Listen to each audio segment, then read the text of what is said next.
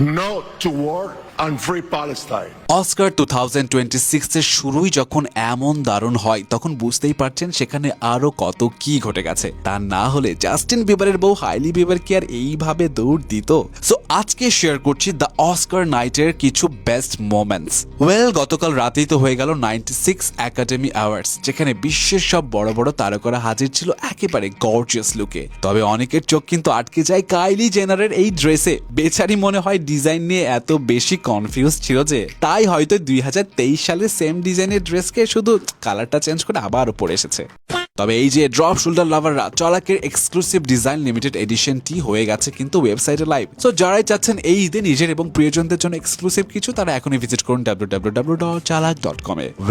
এইদিকে রেড কার্পেটের একটা বড় চমক ছিল ঈশা আম্বানির উপস্থিতি। প্রথমবারের মতো অস্কারের রেড কার্পেটে তাকে দেখা গেল। ওদিকে আবার অস্কারে যাওয়ার সময় বিদেশি টমটমে উঠে বেশ তাড়াহুড়োই দেখা যাচ্ছিল প্রিয়াঙ্কা চোপড়া জোনাস আর নিক জোনাসকে। কিন্তু রেড কার্পেটে হাজির হতেই প্রিয়াঙ্কার স্টানিং লুক আর তার ঝলমলে জুয়েলারি দেখে একেবারে সবার নজর কাড়ে। আর তার দাম শুনলেও কিন্তু আপনি একেবারে চমকে যাবেন, প্রায় 11,15,00,000 টাকা এর দাম। কিন্তু এরপর মূল মঞ্চে যখন প্রিয়াঙ্কার সাথে হাজির হয় অস্কার জয়ী স্প্যানিশ অভিনেতা হ্যাভিয়ার বারডেন, তখন দারুণ একটা মোমেন্ট ঘটে। সে একটি ক্যাটাগরির বিজয়ের নাম ঘোষণা করার আগেই প্রায় বলে ফেলে No to war and free Palestine. এবং আবারও সেই শোতে সে লিওনার্দো ডিক্যাপ্রিওকে কিং অফ মিম বলে অ্যানাউন্সমেন্ট করছিল। সেই মুহূর্তটাও কিন্তু ছিল বেশ ইন্টারেস্টিং।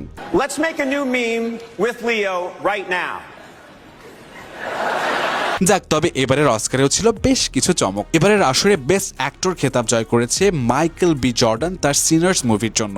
বেস্ট অ্যাক্ট্রেস খেতাব জয় করেছে জেসি বাকলে তার হ্যামনেট সিনেমার জন্য। Best visual effects Avatar Fire and ash.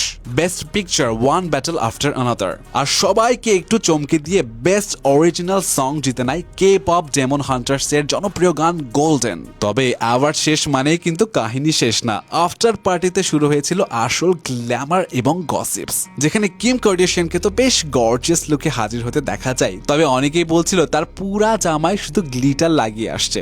এখন তার জামা দেখে যদি এমনটা মনে হয় তাহলে মডেল কেরা ডেলেভিনকে দেখে কি বলবেন যে পুরা শরীরেই তো গ্লিটার মেখে হাজির।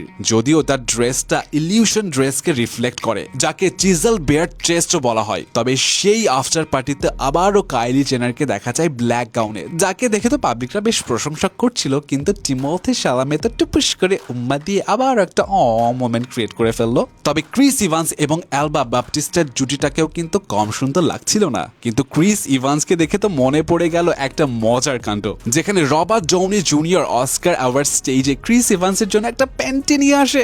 এখন অস্কার অ্যাওয়ার্ড শো বলে কথা, এন্টারটেনমেন্ট তো থাকবেই। এরই মাঝে মেয়েদের ছোটবেলার ক্রাশ টুয়াইলাইটের মুভির নায়ককে দেখে তো আবারও সেই ভ্যাম্পায়ারের কথা মনে পড়ে গেল। তবে তার ওয়াইফ সুকি ওয়াটার হাউসের ড্রেসটা তো ছিল একেবারেই মারাত্মক। এক জুয়েলারি দিয়েই তো তার পুরা ড্রেসের কাজ হয়ে গেছে ভাই। বুঝতে হবে সেলিব্রিটি মানে ইউনিক। কিন্তু এইদিকে আবার জাস্টিন বিবারের ওয়াইফ তো মহা খুশি তার বান্ধবীকে পেয়ে।